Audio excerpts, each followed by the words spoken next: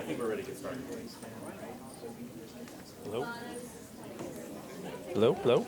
I'm an engineer. I don't have a whole lot of experience. Good afternoon, everybody. Yeah, well, I didn't know it's going to be. Welcome to the 1 o'clock session. Having fun today. We're glad to have everyone welcome, and we hope that you are here in the right session. And as you can notice, what we're talking about today, WASH policy and advocacy in the law. You know, it was very interesting today to hear, you know, as we were talking this morning, Daryl mentioned something that I thought was pretty powerful, which I want to kind of reference moving forward. When he was talking about his work on the native lands, we talked about the historical policy paradigm, what do you say, the policy paradigm predicament or something to that effect, about how the policies that we are impacting today have been in place for 100 years or more, where there have been large segments of the population that weren't represented when developing those policies. So we are still trying to fix those issues, still trying to address them. So the panel today is going to be a really welcome panel, and we'll have Alexandra in a second kind of introduce everybody. But I do want to encourage everyone to kind of, this is going to be an interactive session. We're going to have breakout sessions after the panel, and we want everyone to be engaged as much as they can. We also would like everybody to, you know, think questions in the back of your mind. We have some of the great experts on this panel here to talk about some of the policy implications, the policies that are out there, the systemic policies that we're facing across the country. And this is it's an opportunity for us to see what current policies are out there and maybe what policies should be changed. There's a lot of bills and legislation out there. Are they addressing the right issues? You know, there was a bill recently introduced called the WASH Act, and we know that, you know, there's other bills and policies at the state, local, federal level that we need to look at from a holistic approach to try to figure out how we can, you know, fix them and make sure that all segments of the population, the underserved populations, are able to be addressed properly. So with that, I'll turn the time over to Alexandra Campbell-Ferrari. She's with us. She's with the Center for the Water Security and Cooperation. She is fantastic. We've done a lot of work with her on different projects globally, and it's a treat to have her moderate this panel and to be able to walk us through this afternoon's discussion. So thank you.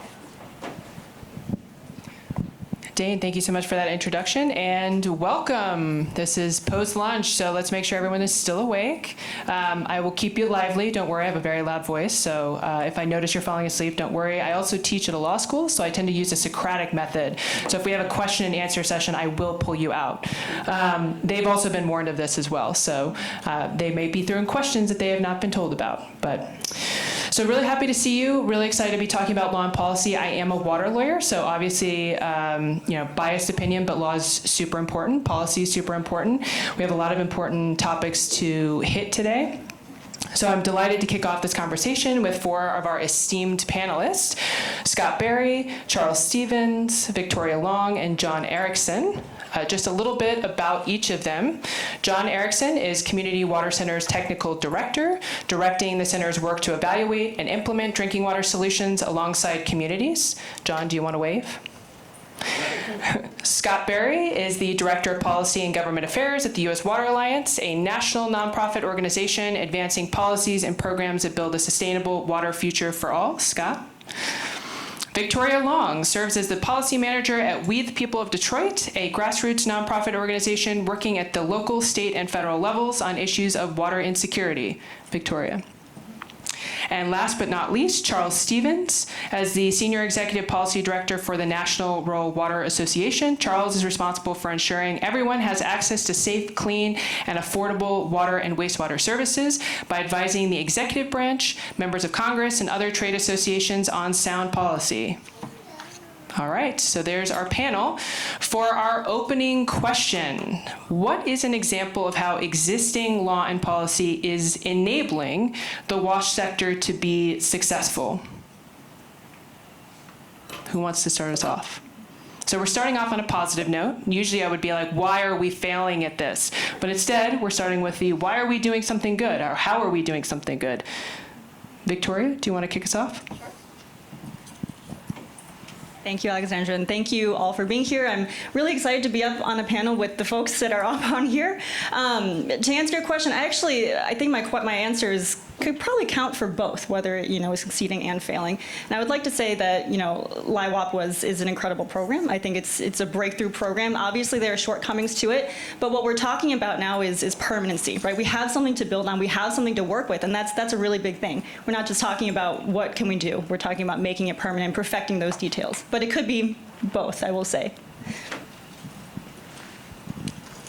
Thanks, Victoria. I can go next. Really excited to be here, and hopefully you'll bear with me. I'm an engineer more than a policy person, so I'm a little awkward. But but I think one thing, I guess, an example I could bring from the state of California is the SAFER program that we have, and that was a funding program that community members, Community Water Center, and a lot of other allied orgs advocated for, and was passed in 2019. And it's kind of following up on the human right to water that was passed in California.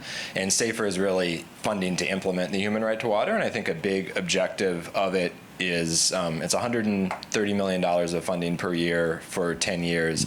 And a lot of what it does is fill the gap between needs and accessing federal funding to meet those needs. Because I think, as we know, like, to fill out a DWSRF application and all that takes a lot of capacity.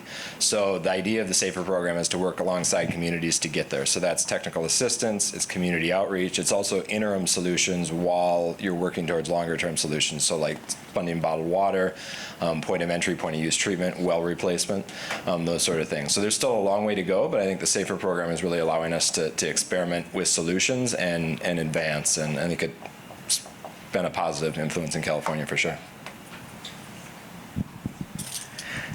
Good afternoon. Happy to be here. I'm not an engineer, so you all may have to get me to stop talking at some point. But no, I would say a piece of legislation that's very impactful for the Rural Water Association is the hopefully upcoming, soon-to-be-passed Farm Bill.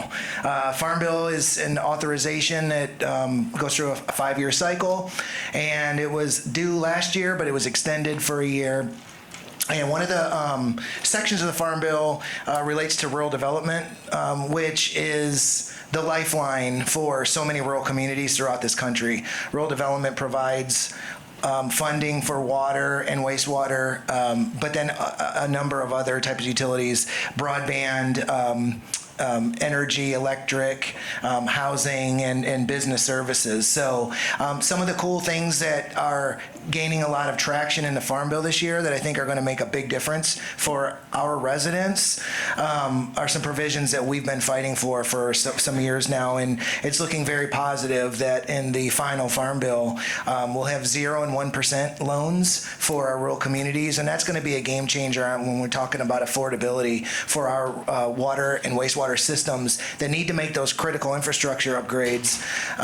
In many cases, we have loan programs, but they're still kind of out of reach from an affordability standpoint. So 0 and 1% are going to make a huge difference.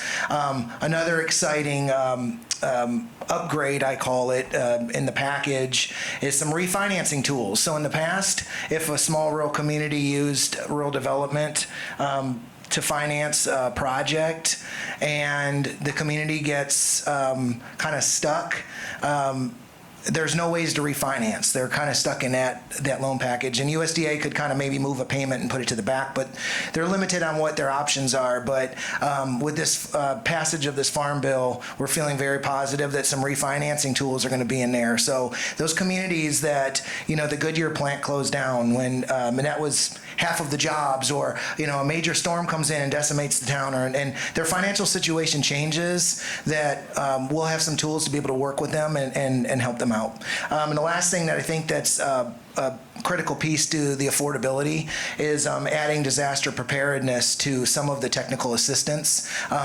So many times we're in reactive mode versus proactive mode, and so this will allow our technical assistance providers to go in and ensure that these communities are built up ahead of time, and so they'll be ready to weather those storms and ready to deal with those disasters before they hit, which will then help them get back online and be more resilient faster once those disasters actually come. So we're really excited about some of the great things that are happening. Good afternoon, everyone. While my answer may be a little old hat for folks that have been in the policy world for a while, I still think it's really relevant. So the thing that I think is giving me hope now is the Bipartisan Infrastructure Law, or the IIJA, Infrastructure Investment and Jobs Act, and partly because that money is still rolling out to folks, and we're kind of in the ramp up. The latter couple of years of that money is more than the first couple of years by design. And it's one of those things where you kind of got to straddle the line from a policy sense, because it was a once-in-a-lifetime investment, huge, the single largest investment in water that we've ever seen in the last, since the invention of the Clean Water Act.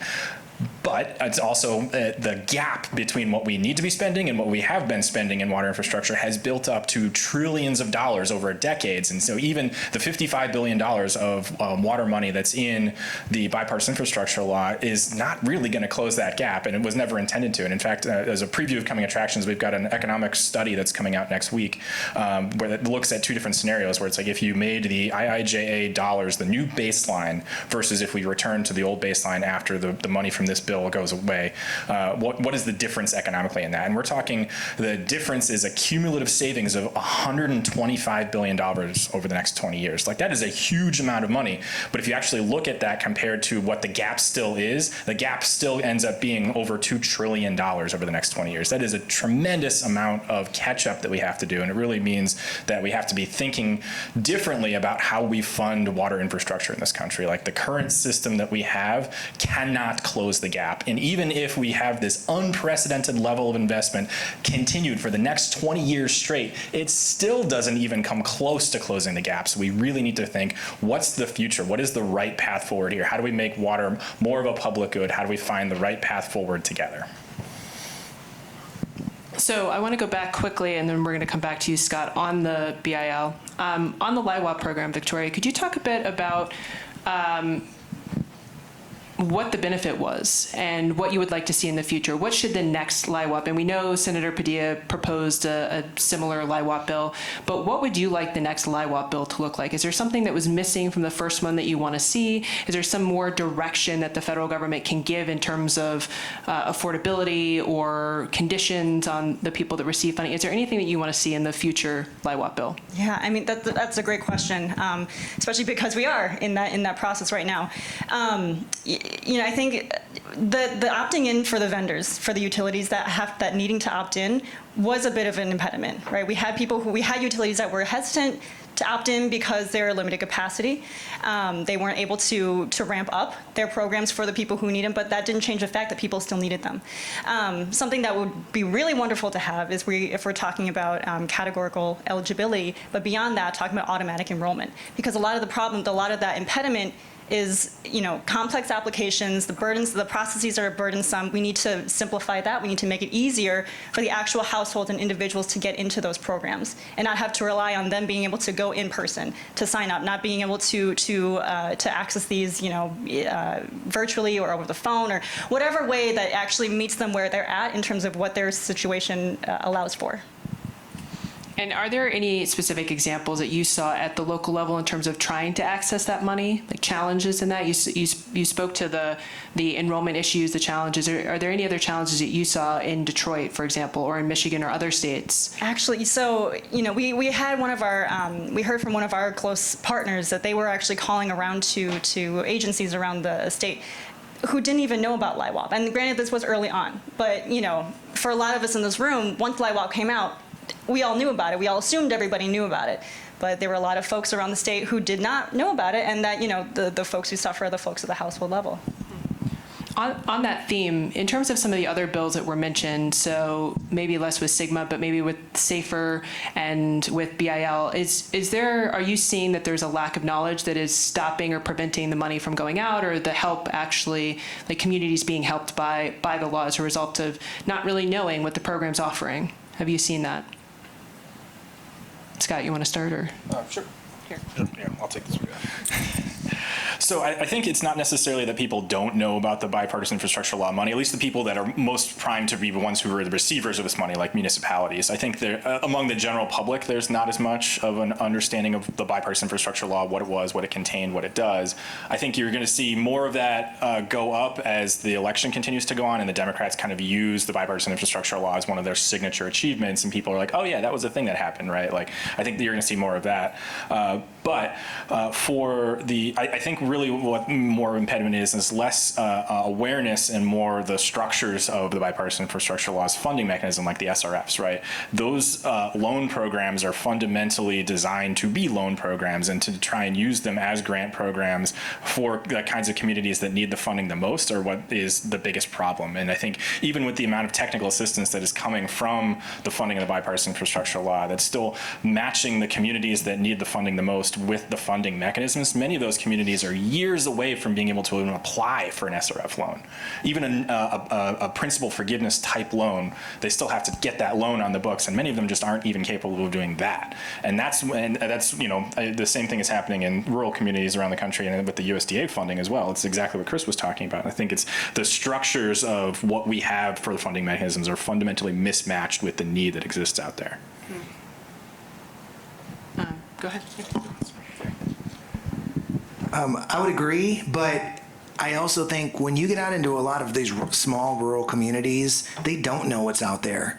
You know, a lot of these folks are working multiple jobs, just trying to make ends meet. They're not watching the news. They don't have the time, the wherewithal, the opportunity to be able to do that. I was just in Louisiana last week at a workshop on funding opportunities for small rural communities, and we brought all of these mayors and small town community members in, and USDA was there, and EPA, and a lot of the state local opportunities were there, and we were in breakout groups, and I specifically asked my breakout group, I was like, what is your biggest impediment to getting to this funding? Is it the fact that you don't even know that this stuff exists, or is it the government, the process of the paperwork, all of those things that we hear about?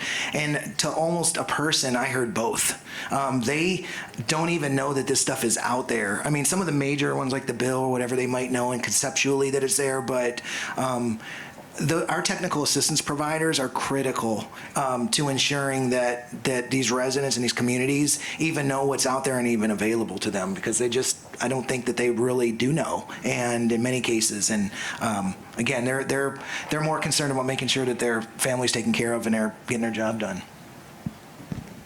Yeah, I would definitely agree with that, and maybe even take it a little farther to a smaller scale. Community Water Center, we work a lot in rural areas where folks are served by their own private domestic wells, or maybe they're renting on a property and they're served by a well that somebody else owns. And it's a really common situation. In California, the State Water Board estimates that over 150,000 domestic wells are at high risk for either water quality contamination and drought. And it's not really just high risk. A lot of those wells are failing and highly contaminated. We just don't have the data to know. But at that level, a household, they're certainly not necessarily going to know about the bipartisan infrastructure law or SAFER or necessarily what's in their drinking water, right? And that's totally understandable. Most people served by a public water system don't know that either, right? So really what we need along with this funding is deep community engagement to meet folks where they're at, which means door knocking. It means developing kind of a long-term relationship too, because if you're in a community that has been, left at the very low end of this funding gap for so long, I mean, you're not going to have a lot of trust in the government reaching out and talking about this program with you, right? So it's going to take a long time to kind of develop that relationship and then get into a situation where the community members are the ones empowered to make decisions about what the solution is, right? So it's not necessarily coming and saying, well, we have this solution for you, would you like to sign up and get going? It's more like beginning a conversation, and these are some different alternatives we can talk about, and can we work together to apply for this funding? And that's a long process, and often I think my colleague who works more on the community advocacy side says it moves at the speed of trust, right? And we need funding programs that are allowed to fund that engagement. And then also, once a decision is made, to be able to move forward with funding fast enough, because sometimes communities, it takes a long time to get to the point where you're making the application. And then unfortunately, sometimes the ship has sailed because now we're in like a different funding situation than we were before. So we need funding programs that make the commitment to these communities that once we start, we're going to follow through. Great. So we focus on federal, and I'll say one thing before I move to maybe some state level activities, though I know you've been talking about the SAFER program. I'll say one thing on the LIWAP program is that, and I just learned this recently having done some work in Cleveland, was that there was an interview requirement. So if you wanted LIWAP dollars, you had to interview. You had to do a 45-minute in-person interview to get access to LIWAP dollars. That wasn't part of the federal law, but that was how the state chose to implement it. And so one of the interesting things that I see in the work that we do is that, that was kind of why I set the question up for Victoria, is that when you look at some of these federal programs, there's a lot of discretion, and we love discretion. We love that, especially states love discretion, right? They want to do what they want to do at their level and how they do it. The issue is then you get 50 different approaches, or you get one state who doesn't even bother to participate in the LIWAP program, right? So millions of people can't even participate. But think about the people in Ohio. You're working 2 to 3 jobs, and you have to get in for a 45-minute interview that you can't even schedule. That was one of the things we heard, that they couldn't even get the interview scheduled. And so, and one of the challenges I'll say with the LIWAP program is that in giving discretion is that there's no structure. There's no baseline approach for how you address and create these programs across 50 states. So your experience with the program is going to be drastically different from state to state. So some states got the money out really quickly, other states got it out real slowly, and they still, I mean, in Ohio, they still aren't getting the money out because they have a 45-minute interview requirement. So on that, kind of in that line, moving to the state level, is there anything going on at the state or local level from a law and policy perspective that you're excited about? Victoria, I'll turn back to you. I know there's a lot going on in Detroit and Michigan, but others as well. Is there anything at the state level that you see as hope, where the state's taking leadership where the federal government hasn't? Yeah. Well, we're fortunate actually to have in the audience here folks from the Water Equals Life Coalition, founders and co-founders and directors of it, managers. We do have statewide assistance legislation right now in Michigan. It is, for the WELL Coalition, is not exactly where we would like it to be in terms of affordability, but it is something that, again, similar to the LIWAP program, something that we can work on, something that exists, because I think, and if you'll ask, we have one of our co-founders from We the People of Detroit here. If you asked, 20 years ago, water affordability was not even an issue, right? There was a lot of work that had to be done to even convince local leaders that water affordability was an issue. And so the fact that we have champions at the local, state, and federal level actually working on this, again, not exactly where we want it to be, but we're working towards it. We're working towards that education advocacy so we can get it to be true affordability. I mean, that is something that's exciting, even things that need work, as long as it's there. And just to take a second, can you define what affordability means? And I know the affordability, I think it was Charles that also mentioned affordability, might have been John. But if you want to also, when you use that term, just define what it means for you, that'd be great. Yeah. Well, I think affordability there's 2 sides to that, right? There's the quantitative and there's the qualitative. The quantitative, I don't know if we've actually gotten to a point yet, a universal agreement. Qualitatively for us, qualitatively for us, no water shutoffs, right? No one should have ever disconnection to their water service. It means they're not making trade-offs for paying for water or paying for food, rent, medicine, education, senior care, child care, all the things that have to go into what makes a household a household. Those are the types of things that we want to see for all high-income earners, low-income earners. That's exactly what water affordability is. And it's not getting a bill that you need a discount on. It's getting a bill that you can just afford outright. Thank you. Anyone else working at the state level that wants to chat about state level efforts, local efforts, anything on that, Ed? I guess I could add one thing. The communities we work with, for the most part, are served by groundwater supplies, so not getting a supply from a big surface water project, the state water project, or anything like that, right? Groundwater wells, either community wells or domestic wells.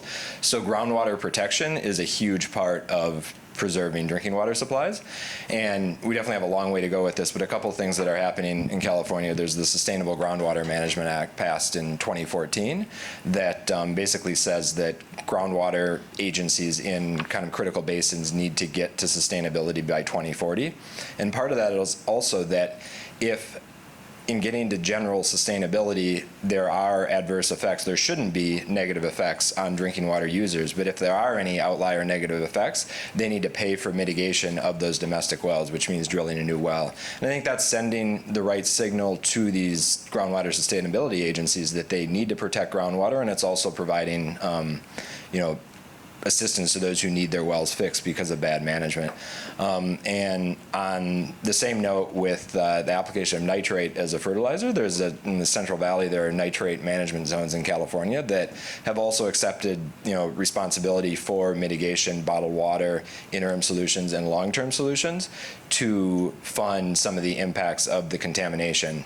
And I think that's going to be a really important, the costs are huge, as has been mentioned, and that's going to be a really important component of sending the right incentives and then also just financing to fix the problem.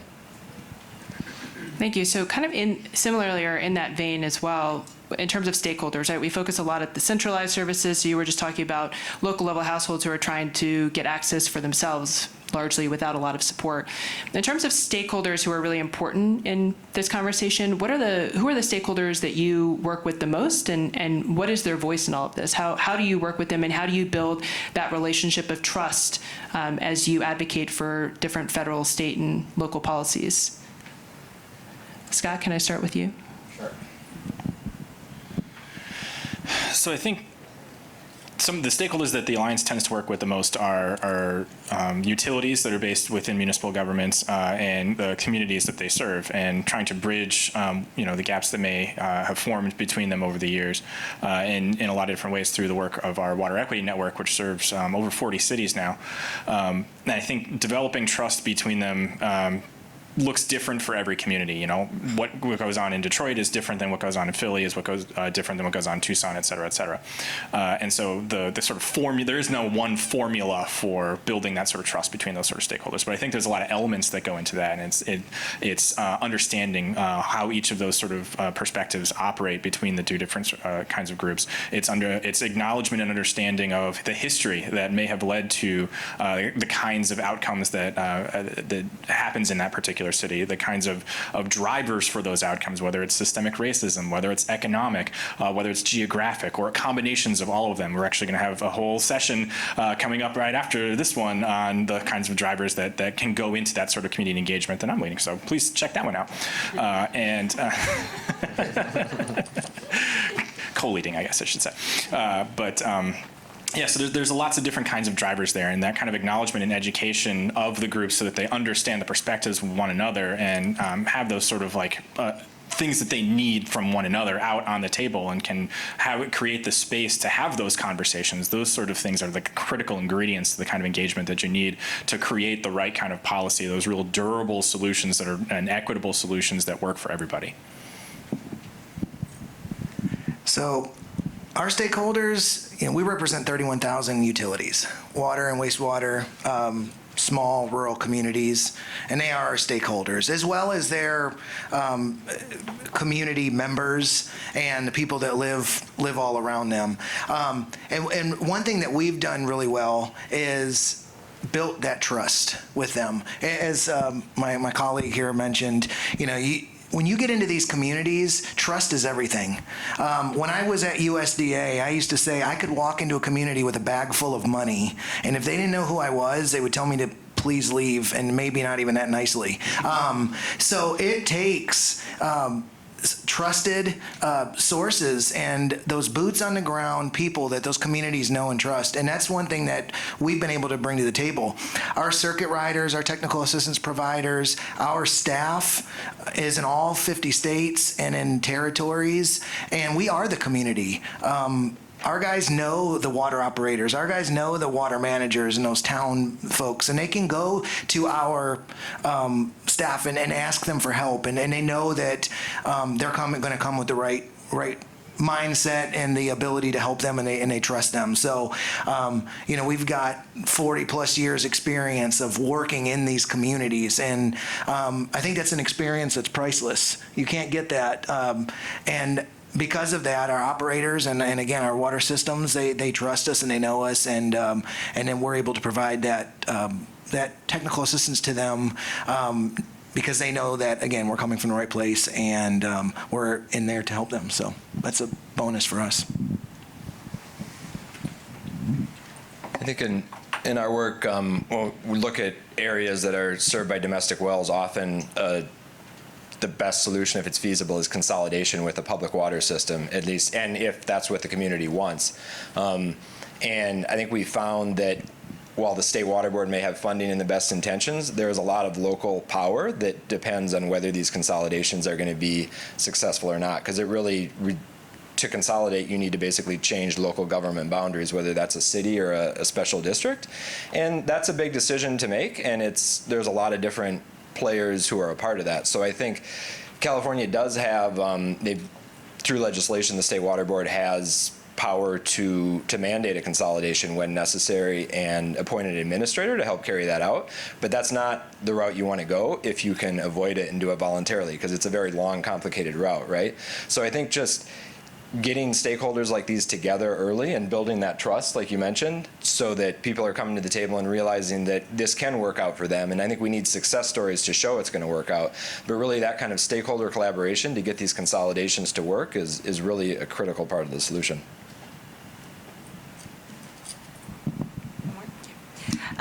Yeah, I mean, We the People of Detroit is from the community, right? We had 5 incredible women found that organization, starting it by taking money out of their own pockets to get this water out the door, moving water with their own hands and feet, and cars, and their own resources.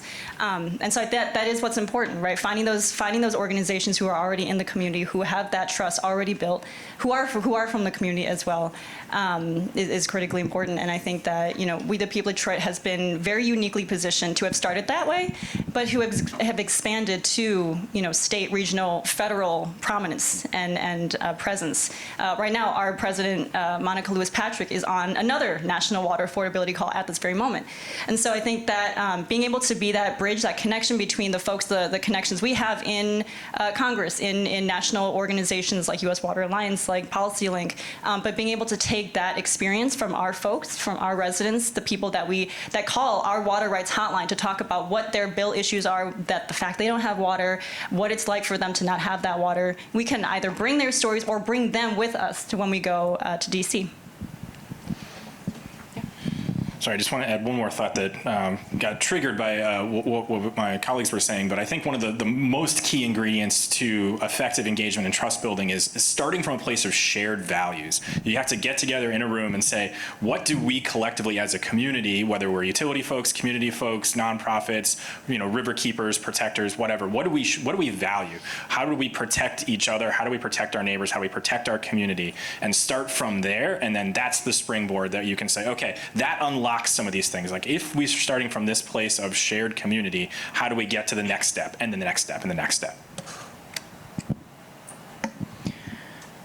So in terms of, we've talked a lot about what exists. We've talked about stakeholders. We've talked about the federal and state laws that exist that are doing good things. I think in line with one of the questions that Dain raised in the beginning, are the bills addressing the right issues?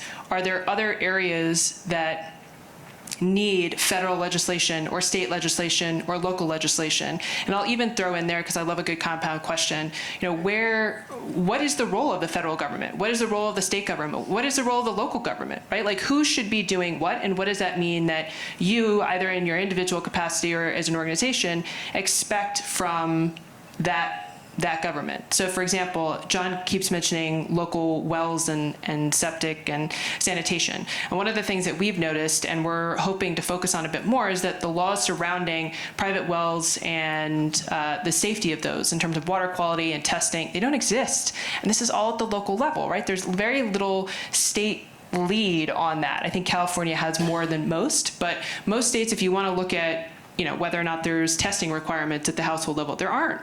So people don't know if they're drinking safe water. They don't even know that they don't know that they're drinking or not drinking safe water. But the law isn't signaling that that's a value that we have, that it's something that's important.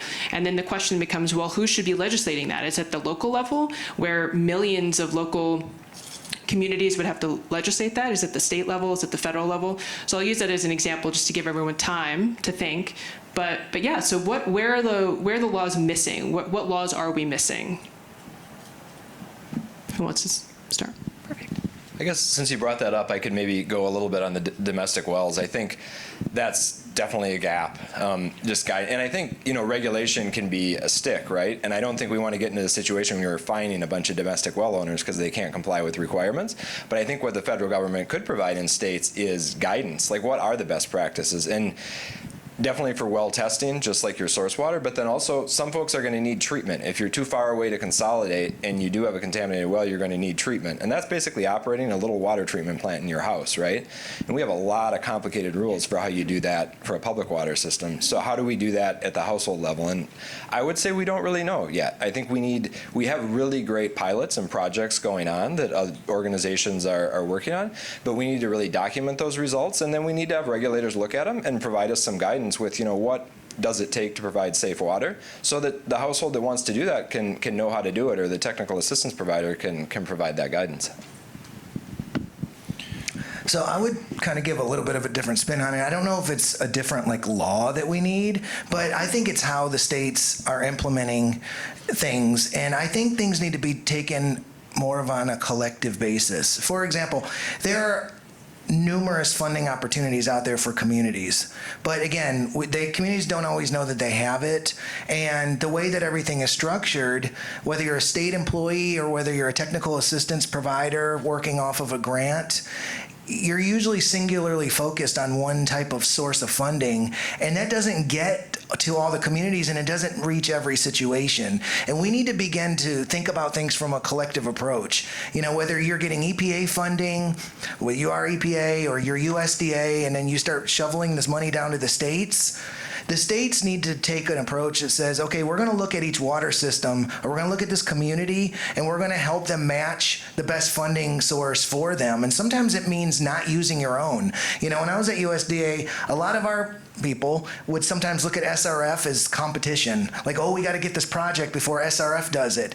And I would always tell all of our staff, look, there's enough challenges out there for every one of our dollars to get expended. We don't have to look at each other like competition, especially in the government. And so the states that seem to be doing the best for rural communities, whether that's SRF dollars being spent and USDA dollars being spent, it's when they're taking a collective teamwork approach. In some of these states, the SRF manager, the rural development state team, maybe the Corps of Engineers, whoever is there that are funding, are coming to the table together on a monthly or quarterly basis, and they're laying all the projects on the table and saying, okay, who's the best fit to fund these particular projects? Who could do this? Where is the money going to be best used so that all of our money gets expended and the state as a whole progresses? And so I think we need to take a different approach and start looking at it, whether you're a TA provider, being able to, if you go in and you're on an SRF grant, and I know that there's rules and stuff, but you say, okay, this is not really an SRF project, this is a USDA project, finding those ways to make those connections, because at the end of the day, those local communities don't want to have to deal with 3 or 4 or 5 government agencies either. They don't understand. They're like, oh, I contacted the government. I don't, they shouldn't have to do an entire application with EPA or USDA and then find out, oh, they're not going to make the list on the SRF, so then they're going to have to go over here, and then it's just too much. So we need to be able to work together and look at all of the sources of funding kind of collectively so that we can begin to help these communities match their situation to what's available. And I think from our perspective, we could debate about what the role of the federal government is. They should be funder, they should be standard setter, they should be enforcer, like all of these sort of pieces. But I think there's still a fundamentally missing piece of the foundation that goes all the way back to the Constitution and the law that's based on it, because the Constitution doesn't mention the word water. I think it only actually appears once in like some obscure passage about like naval prisoners taken at war or something like that. But the whole concept of environmental law is absent, or the concept of a right to environment is absent from the Constitution. And so necessarily all of the environmental law that we've built, going back, Clean Water Act, Clean Air Act, TSCA, RCRA, CERCLA, all of these pieces all fundamentally have to be under the umbrella of commerce law. And so we naturally have to, according to the way the Constitution is written and the way that Congress derives its power to create laws about things, have to be thinking about the environment in terms of commerce and how it relates back to commerce and how it affects commerce. And so that leads to this natural commodification of water, of air, of the environment, environment. And that is going to always be a fundamentally missing piece of environmental law, is that we don't have this protection. We don't have this right to clean air, clean water, clean environment that is part of our law. And even if we passed it in Congress, it still may not, it's not based in the Constitution. We would have to have some kind of constitutional amendment to actually grant that law. Other countries have figured this out, right? Like, this is not rocket science. Like, this exists in other places, but it just doesn't exist here. And this is one of those places that will forever be the kind of like sword of Damocles hanging over every single piece of environmental law. Because if commerce law changes, then all of a sudden environmental law changes. And that's exactly what happened in the 2000s. All of a sudden, if you talk about waters of the United States, we were going in one direction, and then we all of a sudden dramatically changed direction because commerce law changed and the Supreme Court made some different decisions. So that's always going to be there, kind of in the back of everybody's mind. Victoria? I know. Victoria, did you? And I think at the basis of all this too is how we're thinking about water, right? I mean, you guys in California have the human right to water, and I love talking to folks about California about what does that actually mean? What is that? Can we enforce that? Maybe not. And I think in terms of the federal government having talking about human right to water, we do have folks in Congress talking about the human right to water. We do have folks talking, we have Justice 40 as well, but all of these very large sort of conceptual things don't have the kind of the substance and the teeth that we would really like it to have. Justice 40, what are those benefits? How are we going to be able to track those? How are we going to be able to make sure that those 40% of benefits, whatever that is going to be, how are we going to track that? Right? What does human right to water mean? How does that look? What does that become as an enforceable idea? And I think that's just really the basis of a lot of what everyone else has said. Yeah, I was getting really excited as Scott was talking because that's exactly how a lawyer talks. So so thank you. I'm not a lawyer. I know, right? It was surprising, but I love it. So I will add, I just can't help myself because of what you said and because of what Victoria said too with the rights. The right is so important. Like when you think about law and you think about it as setting that baseline and that standard, it says this is what we care about. This is how we care about you as humans. That's what our law says to us. And right now our law is saying we don't really care if you have water. We don't really care if you have sanitation. We honestly don't really care if you have a clean environment either. And that's a really bad thing. Like our laws are supposed to reflect those values. And it is a Damocles, right? We constantly have to make excuses for why we prioritize the environment over other things, and it shouldn't be like that. Our law should clearly state we value water and sanitation and the environment, period. So I couldn't agree more that the right to a clean and healthy environment and the right to water and sanitation are critical and are really holding us back as a sector. And I think sometimes also, we feel apologetic. We don't want to have to talk, like human right is everybody shies away from it. We say, oh, well, it should just be, it's a nice idea, but we don't want to put that's a hardship on people. And it is a hardship, and it should be the hardship that we're willing to stake our careers on.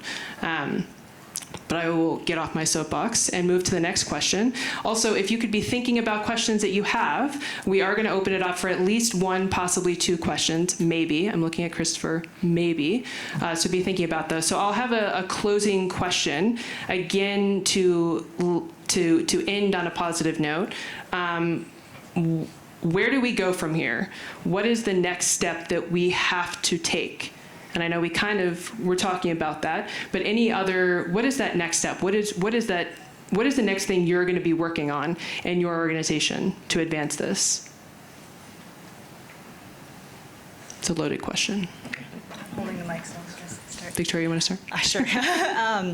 A number of things. I think I'll start with a couple more pragmatic things. One being we need to have a consistent national data set for water.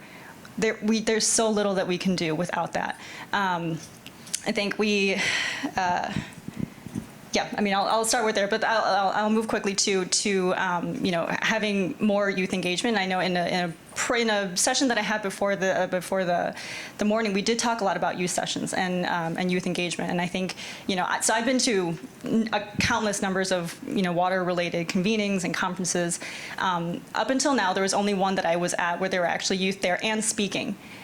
Similarly, there was only one conference or convening that I've ever cried at and seen other people cry at, because I saw a 6-year-old indigenous girl speak with the eloquence of somebody who's been in this work for 20 years talking about water issues in their community, it's an incredible moment. I mean, it's a mix of emotions. It's devastating, it's joyful, it's so many things, but that's what moved that entire room. After 3, very long days of conferencing, people still had that energy and people still were moved by that so much.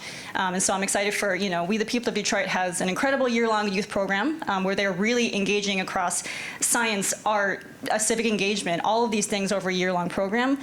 We've also partnered with the Center for Water Security and Cooperation for a legal fellowship for second-year Michigan students, law students, to engage and train up in water equity, water law and equity issues. And so those are the things that I'm really excited about and moving forward with.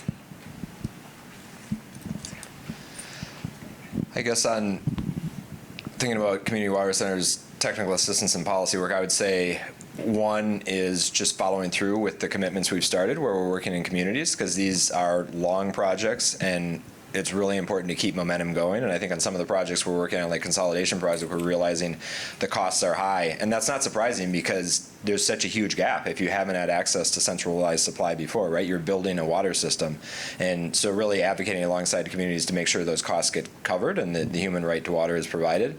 And then I think also with SAFER, also Dig Deep has a water access innovation cohort that they've been bringing folks together looking at decentralized access. And I think there's a lot of really good learning and projects out there where we're learning. And I think just in general, this experience needs to be, we need to learn from it. We need to kind of systematize it. I mean, every community is different and we need to everybody should make a choice, right? But we also need to learn these lessons so that we can help streamline the process, basically get more funding and have faster government processes to get these projects done, because that can really be a problem too. We just need to, the system needs to move closer to the speed that it needs to based on the urgency of the need, because it's a really urgent problem. So just trying to figure out how to get the ball rolling faster, I think is really important. I think there's a couple of things. I think the first thing is ensuring that our water systems that exist now will be able to exist 20 and 30 years from now. So making sure that they have the funding, the resources to make the infrastructure improvements to keep up with technology. There's no reason why just because you're a small community you should have old technology that's outdated and it's not working properly. There's a lot of funding sources out there. There's a lot of opportunities. So making sure those are plugged in. The other thing that Rural Water is doing to try to ensure that our systems are viable down the road is our apprenticeship program. We have a robust apprenticeship program through the Department of Labor, and we're really excited about that. We've got 36 states that are certified through the Department of Labor, and currently we've got almost 700 apprentices going through the program right now. And so with the workforce impending shortages coming up, we're trying to stay ahead of the curve to the best that we can and make sure that we've got a workforce for the future. And that includes staying up on, again, the infrastructure, the technology, cybersecurity, workforce, all of those different things that are going to continue to help our water systems that exist now become viable, as well as reaching out to those communities that are going to get a water system for the first time. And we're obviously excited about that. And the last thing I would say quickly is that one thing that I'm really proud about, and we talked about this earlier, is kind of as a sector, the water sector has really began to come together like it probably hasn't in a long time. We were talking about, we have quarterly meetings with all of the government advocacy folks, and we just talk policy, and we have candid conversations, and a lot of things we agree on, some things we don't, some things we sign on to, some things we don't sign on to. But at the end of the day, the fact that we're having this event, we're all here talking, we're kind of working, trying to go in the same direction, I think is really important, because we all bring critical pieces to the table. And if we understand what each association or organization or nonprofit or whatever brings to the table and uses their strength, at the end of the day, we'll get to where we need to be. Yeah, no, I'm excited that an organization like the Alliance gets to partner with all of these cool folks doing all of this amazing work, and so that's one of the things that keeps driving me forward when we ask like, where do we go from here, what's next? But I think like for us, the two kind of big things that are top of mind for us are, and I mentioned this earlier about changing the model, right? Like we have come to a point where we recognize that the model that we have for funding and financing water infrastructure is fundamentally unsustainable. Like it cannot continue, and even in a world where we have an unprecedented amount of investment in water infrastructure that continues for the next 20 years, it still doesn't meaningfully close the infrastructure gap. That's that can't continue to stand. We have to continue. We have to change that model. So that's the first thing that's top of mind. The other thing is we have to change the culture that exists in the water sector. And part of it is what the folks on this panel have already talked about, is really getting together, being more transparent, building those partnerships, building those relationships. But it's also about changing the culture in our institutions, right? Like at utilities, at community organizations, just everybody trying to figure out how can we be more collaborative? How can we figure out how to partner together? How can we figure out what that path forward is together to create those durable solutions, but to create that culture of trying to reach out, of trying to, instead of being like, this is the silo that we come from, you have to understand where we're coming from, to say the place that we should start at is how can we understand where you're coming from and kind of fundamentally flip that approach. That's something that I think that the culture change is necessary in the sector to kind of unlock all of those other sort of thorny problems. And the changing the model, changing the culture, those are the two things that we absolutely have to move forward. All right, well, Victoria, Scott, Charles, John, thank you so much for all of your responses. We have time for one question. I've been directed one question. There has to be at least one. Christy. So I'm curious, what is the funding then? What's the solution? Boy, if I had that answer, right? Like, I mean, if it was an easy solution, we would have found it already, right? Like, I think it's probably a combination of lots of different kinds of things. It's probably, fundamentally making water a public good, and so that we treat it like that. I think it's not embedding the funding of water just on ratepayers or just on the federal government, but a larger mix. Maybe, putting it together. We had a really interesting kind of funding pilot program where we talked about how can you embed more of the funding for a water utility in, sort of like property taxes and kind of pay for some of the knock-on effects of having a good water system, like having a good fire suppression system or having a clean park infrastructure. Like all of those sort of pieces are part of having a good water system, and water pays for not just water but all of the other sort of effects, and you can kind of build that into a tax structure, for example. Like there's some technocratic ways, but I think it's really first and foremost about a mindset shift of like, we can't continue to do this. We need to find other ways. We need to find innovative ways to do it, and whatever that combination of things is, we have to start moving towards that before all of these other knock-on effects happen. So I don't know if I have a satisfying answer. Yeah, I guess I just also wonder, is our system really, are we still building, trying to update to an old structure? Is there something else that we should be thinking about when we're thinking about these systems? Is there a different way altogether? I mean, yes. The short answer. So, I mean, the trying to build to old systems is one of the problems. But I think that's what I mean when I say culture shift. It's not just about like how we think about things, but it's also how we tackle problems, whether we tackle them together, or like what sort of mindsets we have when we tackle them. And I also, if other of the panelists have answers to this question, I don't want to monopolize the answer because I think lots of perspectives is in key to the right solution.